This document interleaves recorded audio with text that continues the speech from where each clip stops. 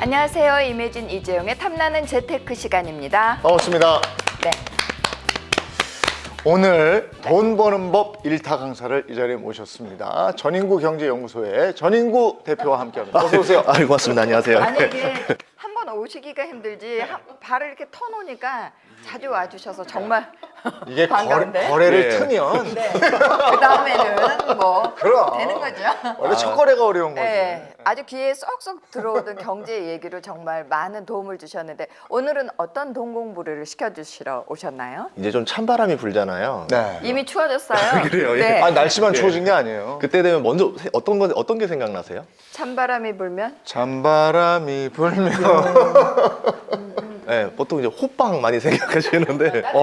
예, 예. 저도 지금 호빵 얘기하려다가 또 다른 거 나올 예. 텐데. 근데 이제 저 같은 이제 주식 중독자들은 이제 아무래도 조금 배당주를 많이 생각을 합니다. 아 겨울에 배당주가 네. 나와요? 배당금이? 보통 이제 배당금이 대부분의 기업들이 1년에 한 번 배당금을 줘요. 네. 그래서 올해 기준으로는 12월 28일 날 주식을 들고 있는 사람은 배당을 받을 수가 있고 12월 28일에 예, 그날만 가지고 있어도 돼요. 여유 있네. 예. 그래서 이제 이때 배당의 권한이 나오기 때문에 네. 사람들이 이제 배당금이 생각나면서 배당 관련 주가들의 주가가 조금씩 올라가죠. 예.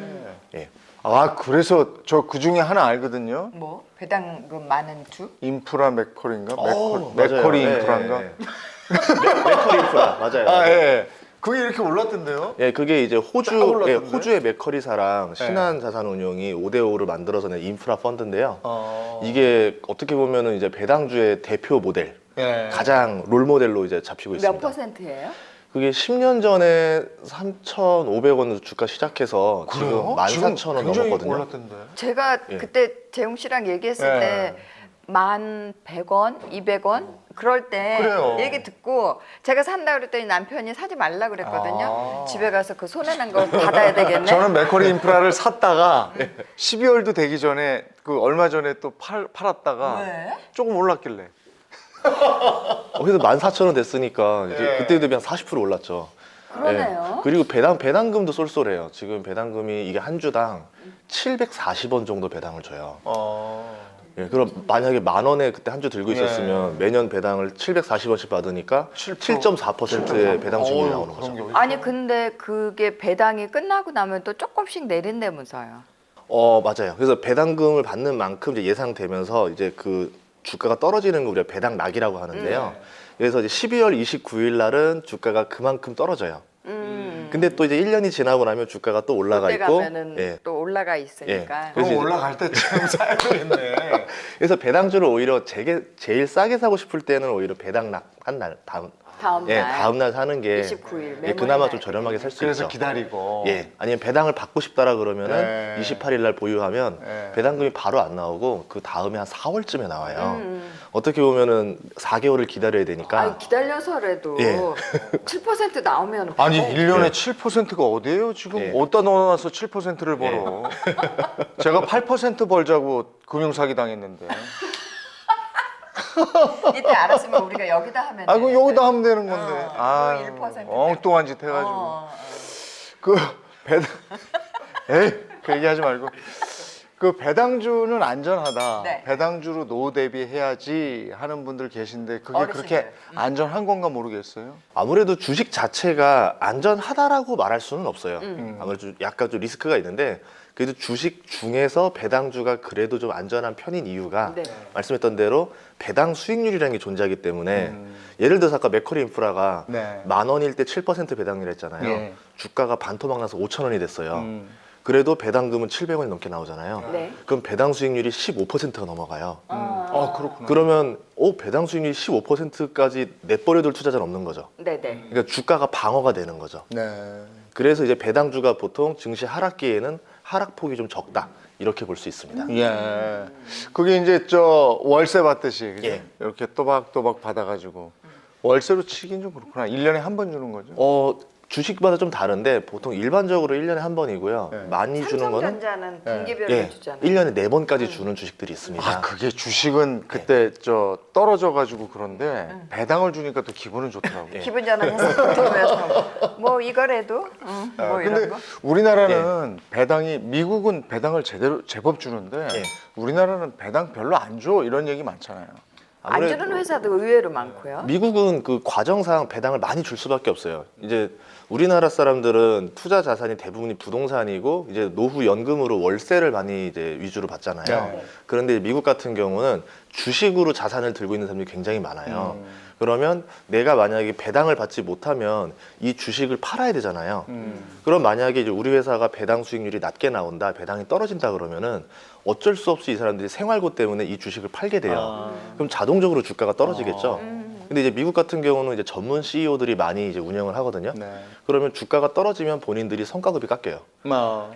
주가를 좀 유지해야 되는 의무가 있다 보니까 네. 가급적이면 배당을 많이 줘서 주가도 부양을 하고 예. 본인도 이제 성과급 챙기고 예, 그러려고 하고 있고 분기마다 주는 이유도 1년에 한 번 주면 사람들이 또 다 쓰고 나중에 돈 없어서 또 팔고 이러잖아요. 네. 근데 3개월마다 주면 안 팔고 계속 생활비를 유지할 수 있기 때문에 이제 미국은 그런 문화가 좀 잘 돼 있습니다. 근데 어떻게 보면은 그러니까 저 그게 있어요. 우리는 샀다 팔았다 하잖아. 예. 근데 미국 사람들 보면 이렇게 꾸준히 들고 있으니까 그런 게 가능한 것도 같아요. 그 주식이라는 게 미국 사람들한테는 게 생활화돼 있는 것 같아요. 네. 연금이랑 뭐랑 다 이렇게 연계돼서 우리 같지가 않아요. 우리는 하고 싶은 사람들만 하잖아요. 근데 거기는 일반적으로 다 생활에 묶여 있죠. 예, 401k 제도라고 해가지고 이제 우리로 치면 퇴직연금을 이제 주식을 본인이 직접 종목을 선택해서 살 수가 있어요. 네. 그리고 미국 같은 경우는 그렇게 되면 그 연금 자산을 가지고 이제 노후 연금처럼 월세를 받을 수가 있고 네. 미국 같은 경우는 좀 다른 게 주식을 오래 장기 보유하게 되면은 네. 세금 감면을 많이 해줍니다. 그래서 주식을 부동산이랑 비슷하다 보면 돼요. 아, 안 같은 팔수록. 종목을 계속 갖고 있으면 예, 오랫동안 갖고 있으면. 그래서 워렌 버핏 같은 경우도 코카콜라 주식을 들고 있는데 네. 본인이 이제 난 안 판다, 평생 가져간다라는 이유가 팔면 세금 내서 깎이는데 뭐하러 내가 파냐. 세금으로 이제 깎이지 않고 배당으로 난 받아가겠다. 네, 이런 전략이 되는 거죠.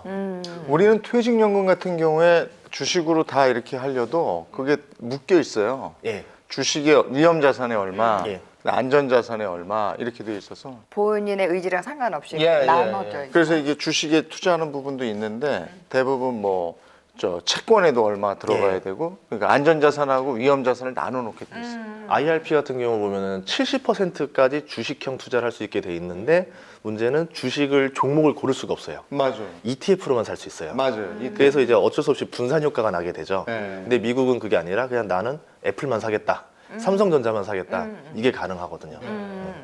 그러면 배당주는 구체적으로 어떤 거예요? 우리가 알고 있는 건 삼성전자하고 그 아까 네. 맥커리 인프라 그거 하고 이제 뭐 배당 주라고 하면은 이제 배당을 주는 주식이라고도 이제 표현하기보다는 배당 수익률이 높은 주식을 우리가 이제 통칭해서 네. 배당 주다 이렇게 많이 불러요. 그냥 배당 조금이라도 나오면은 배당주 아니에요?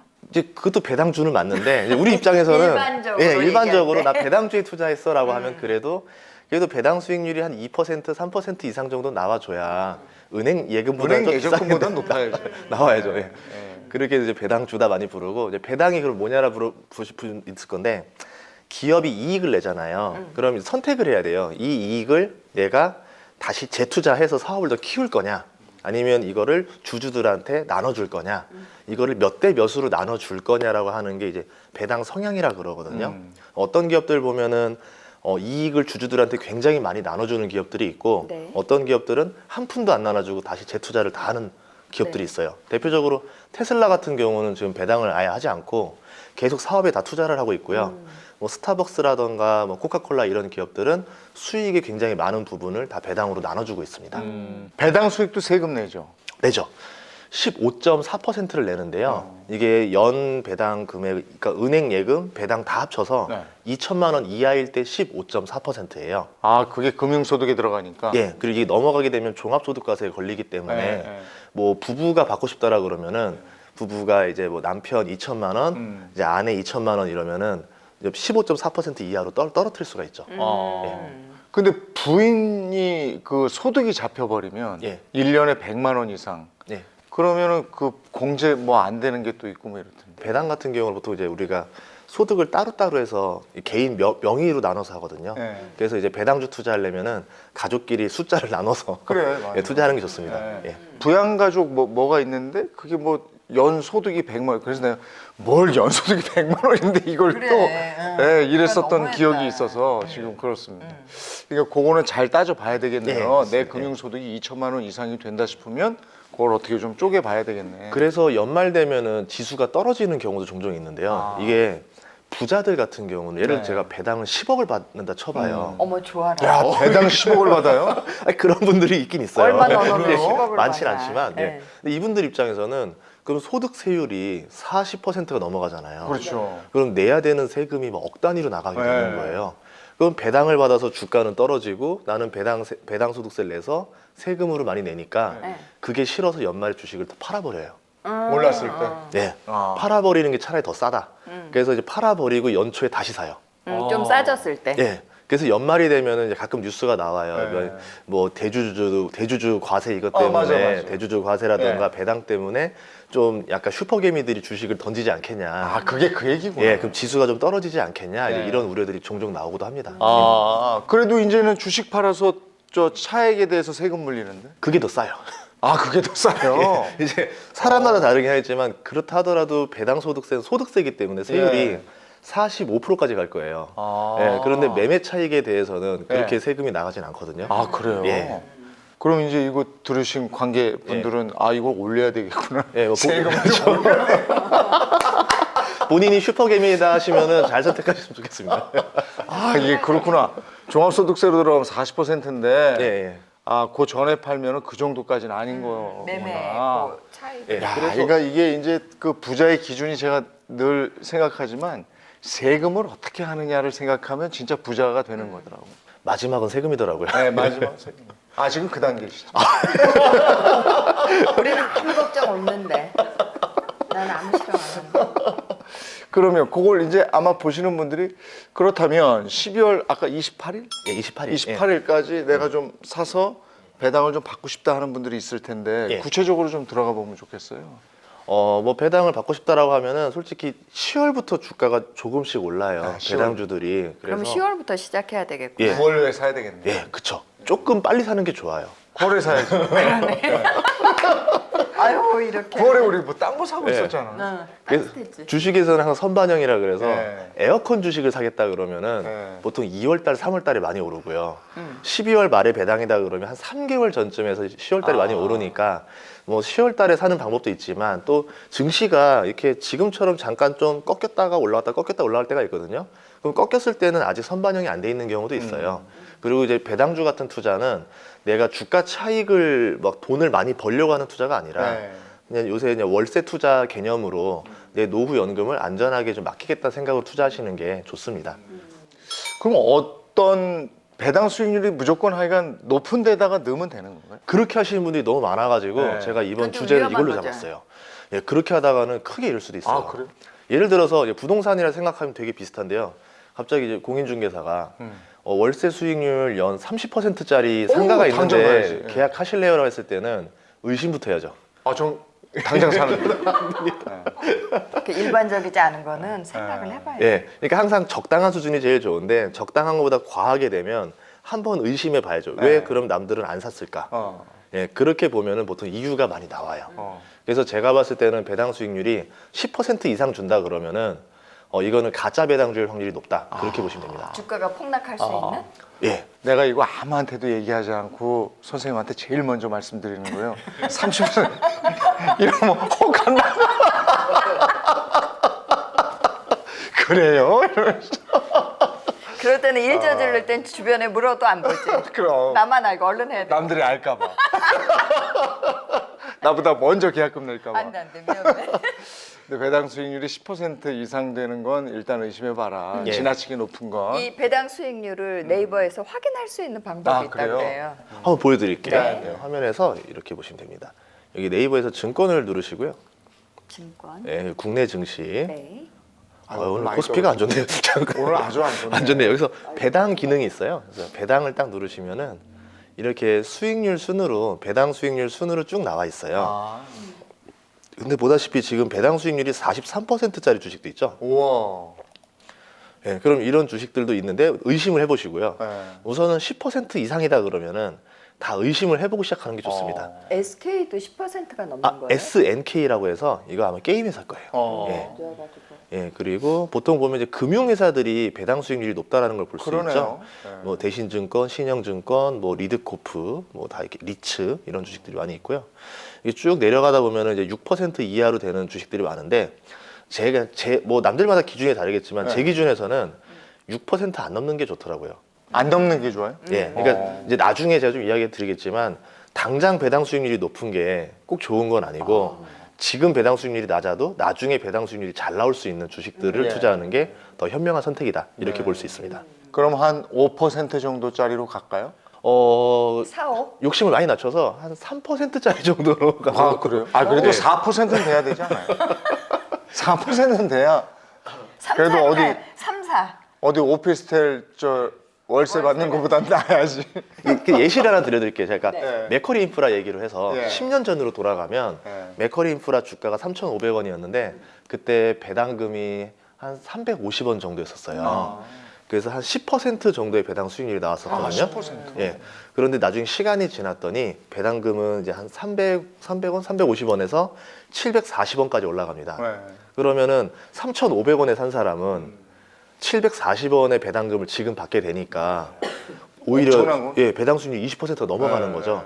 그 당시 땐 10%였어도 시간이 지날수록 본인의 배당 수익률이 계속 올라간다. 그래서 한 10년 정도만 바라보시고 미리 나는 10년 일찍 샀다 생각하시면 굉장히 좀 더 유리한 조건으로 들어갈 수 있다는 거죠. 근데 여기에 이제 우리가 확인을 했단 말이에요. 예. 근데 지나치게 높은 것도 있고 예. 밑으로 쭉 내려가는 것도 있는데 여기서 우리가 중점적으로 확인해 봐야 되는 건 뭡니까? 여기서 보시면은 저는 추천드리는 것 중에 두 가지가 있어요. 네. 하나가 여기 배당 성향이라는 게 있어요. 네. 배당 성향은 뭐냐면 기업의 이익에서 몇 %를 배당으로 나갔느냐라는 거예요. 네. 100이 넘으면 회사가 번 돈보다 배당을 더 많이 줬다라는 거죠. 그건 말이 안 되지. 의심을 해야죠. 네. 무슨 이유일까 했을 때 보통 뭐 이제 상속이라던가 아니면 이제 우리 회사 주가를 위로 올리고 싶어서 약간 주가 부양 목적으로 하는 경우가 있기 때문에 이게 좀 긍정적인 배당은 아니다라 봐야 되고요. 두 번째는 뭐냐면 여기 과거 3년 배당금이라 나와 있어요. 네. 그래서 이제 그동안 데이터를 보면서 배당금이 줄어들고 있는 기업인지 네. 늘고 있는지 아니면 갑자기 끊겼는지 올해만 갑자기 많이 준 건지 네. 이런 것도 보셔야 돼요. 예를 들어서 어떤 회사 같은 경우는 고속버스 회사였는데 그 터미널 땅을 파는 바람에 돈이 네. 많이 들어왔어요. 그래서 그냥 배당을 많이 줬어요. 근데 이거는 영원히 줄 수 있는 배당은 일시적인 아니잖아요. 예. 그래서 이런 기업들은 우리가 봤을 때 노후 연금으로 쓸 수 있는 투자가 아니죠. 네. 셀코TV 멤버십이 선사하는 특별 콘텐츠 셀코TV 멤버십 가입하고 특별한 혜택을 받으세요. 멤버십 혜택 하나, 셀코TV만의 유니크한 이모티콘과 배지.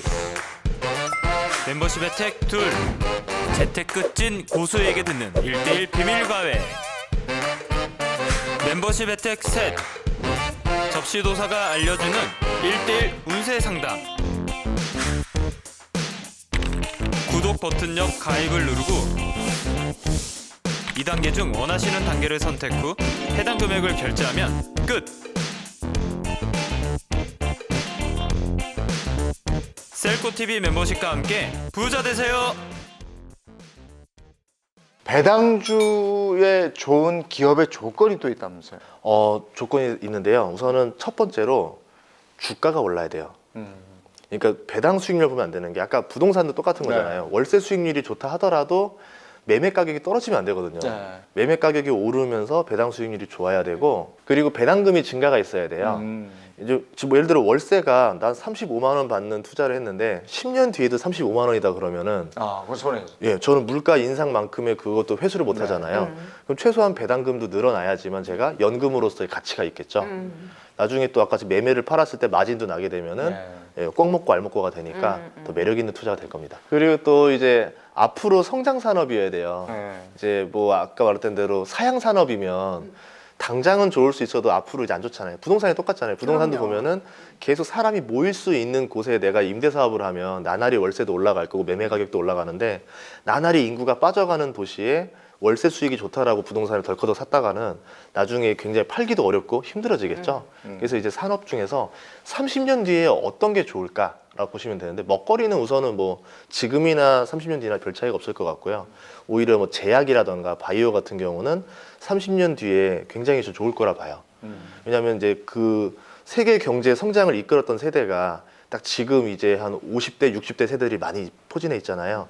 그럼 30년 뒤면은 이분들에 대한 이제 제약 수요가 굉장히 많을 거고 건강을 위해서라면은 돈을 아끼지 않는 세대이기 때문에 이제 제약 산업이 굉장히 커질 수도 있다. 이렇게 보고 있습니다. 우리나라 바이오가 요즘은 좀 주춤하는 것 같은데 그래도 꾸준할 거예요. 예. 예. 우리 배당주 아까도 이제 그 몇 개 기업 얘기했었는데 그 순위가 있는 것 같아서 그거 좀 설명 좀 해주시겠어요? 국내 배당주 순위 같은 거. 예.